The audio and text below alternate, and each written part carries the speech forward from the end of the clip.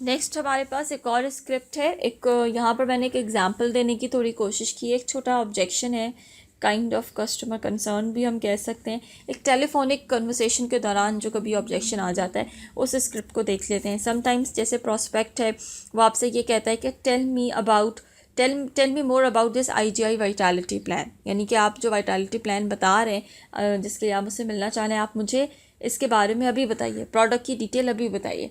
तो फिर उस पर जो फाइनेंशियल एडवाइज़र है वो उसको इस तरीके से कहता है कि सर, मुझे आपको वाइटैलिटी वेलनेस प्रोग्राम को एक्सप्लेन करने के लिए कुछ टाइम दरकार होगा, और इस वजह से मैं चाहता हूँ कि आप मुझे एक शॉर्ट टाइम दे दें, थोड़ा सा टाइम दे दें, एक मुझसे अपॉइंटमेंट कर लें, ठीक है, ताकि मैं आपको सारी चीज़ें डिटेल में बता दूं।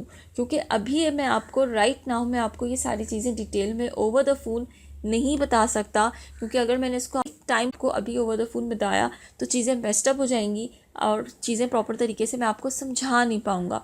तो सर, इसलिए मैं चाहता हूँ कि क्या हम कल सुबह 11 बजे मिल लें।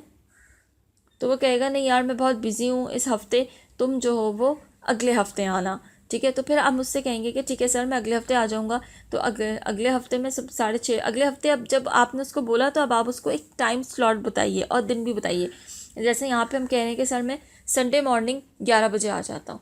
कह रहे नहीं यार, मैं आउट ऑफ द सिटी जा रहा हूँ, ठीक है, मैं 12 दिन के बाद आऊँगा। तो तुम जो हो मुझे 10 और 12 दिन के बाद बात करना।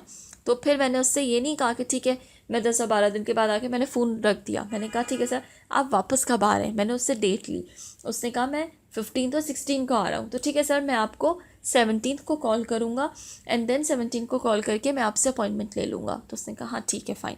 तो द पॉइंट इज़, यहाँ पर इस ऑब्जेक्शन को और इस स्क्रिप्ट को समझने की जो ज़रूरत है वो ये है कि अगर आपका कस्टमर ट्रैवल पर जा रहा है, ट्रैवलिंग कर रहा है, या आपका कस्टमर किसी भी रीज़न की वजह से बिज़ी है, ऐसा भी हो सकता है कि उसके ऑफिस में उसका CEO आया हुआ हो और वो बिज़ी हो, उसकी कोई अपॉइंटमेंट हो सकता है उसकी कोई ग्रुप मीटिंग चल रही हो सकता है कि वो कहीं कुछ ज़्यादा बिज़ी हो, कुछ सीनियर मैनेजमेंट के साथ, तो उसको एक हफ़्ते के लिए वो आपको टाइम ना दे सकता हो। तो ये सारी लॉजिक्स हैं, ये सारी चीज़ें, ये सारे उसके रीज़न्स हैं जो वो ऑब्जेक्शंस की फॉर्म में, कॉमन ऑब्जेक्शंस हैं, छोटे छोटे ऑब्जेक्शंस हैं जो आपके पास आएंगे। तो आपने सिर्फ करना इतना है कि आपने जब उसकी अवेलेबिलिटी है, वो अवेलेबिलिटी को चेक करते हुए आप उससे अपॉइंटमेंट लेनी है, या आपने उससे दोबारा कॉल का टाइम लेना है, ठीक है।